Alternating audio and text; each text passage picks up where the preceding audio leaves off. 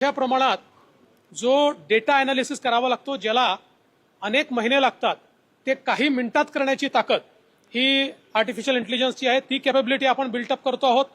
यामुळे मोठ्या प्रमाणात क्राईम सॉल्व्हिंग करता आपल्याला त्याचा फायदा होणार आहे. ट्रॅफिक मॅनेजमेंटमध्ये याचा मोठ्या प्रमाणात आपल्याला फायदा जो आहे तो होणार आहे.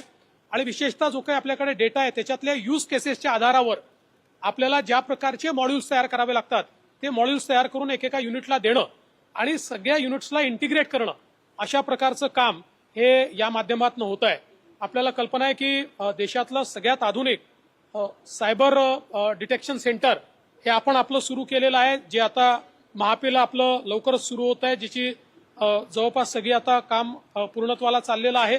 त्यामुळे या सगळ्या कॅपॅसिटीज तयार झाल्यानंतर मला असं वाटतं की देशामध्ये सर्वात आधुनिक अशा प्रकारचं पोलीस दल हे आपल्या महाराष्ट्राचं असेल. आणि कायदा आणि सुव्यवस्था आणि त्यासोबत ट्रॅफिक मॅनेजमेंट आणि गुन्ह्याचं उकलीकरण या सगळ्या गोष्टींमध्ये एक मोठा फायदा याचा होणार आहे. पोलीस भरती संदर्भात महत्वाची माहिती समोर येते. बहुतेक जिल्ह्यांमध्ये जास्त पाऊस आहे. उमेदवारांकडून ही मागणी केली जाते.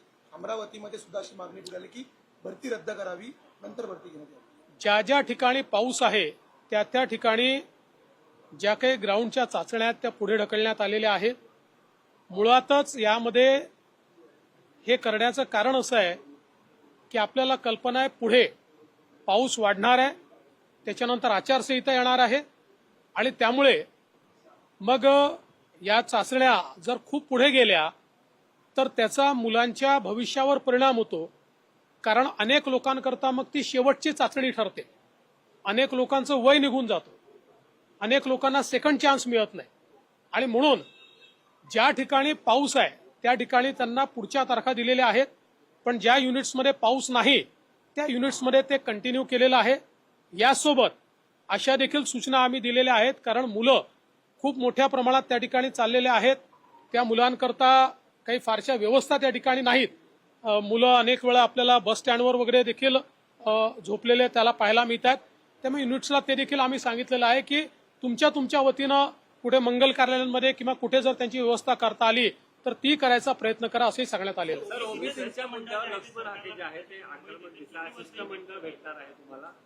आहे. की आज माननीय मुख्यमंत्र्यांनी 5 वाजता शिष्टमंडळाला वेळ दिलेला आहे. आमचा प्रयत्न एकच आहे की कुठेही 2 समाजांमध्ये तेढ निर्माण होऊ नये, 2 समाज एकमेकाच्या समोर उभे राहू नयेत आणि दोन्ही समाजाचं अहित होऊ नये. एखाद्या समाजाला असं वाटणं की आमचं अहित काहीतरी केलं जाणार आहे, सरकार असं करण्याची कुठली आमची मानसिकता नाही आहे. आपल्याला सगळ्यांना सोबत घेऊन जायचं आहे, सगळ्यांचे प्रश्न सोडवायचे आहे, ते कायद्याच्या चौकटीत सोडवायचे आहे. तसाच प्रयत्न राज्य सरकारचा असणार आहे.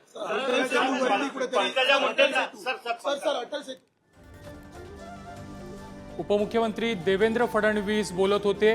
राज्यामध्ये गुन्हेगारीवर आळा आणण्यासाठी AI टेक्नॉलॉजीचा वापर केला जाईल. सुरक्षा आणि व्यवस्था राज्यामध्ये राखण्यासाठी AI टेक्नॉलॉजी वापरली जाईल, अशा प्रकारचं वक्तव्य उपमुख्यमंत्री आणि गृहमंत्री देवेंद्र फडणवीस यांनी आता केलेलं आहे.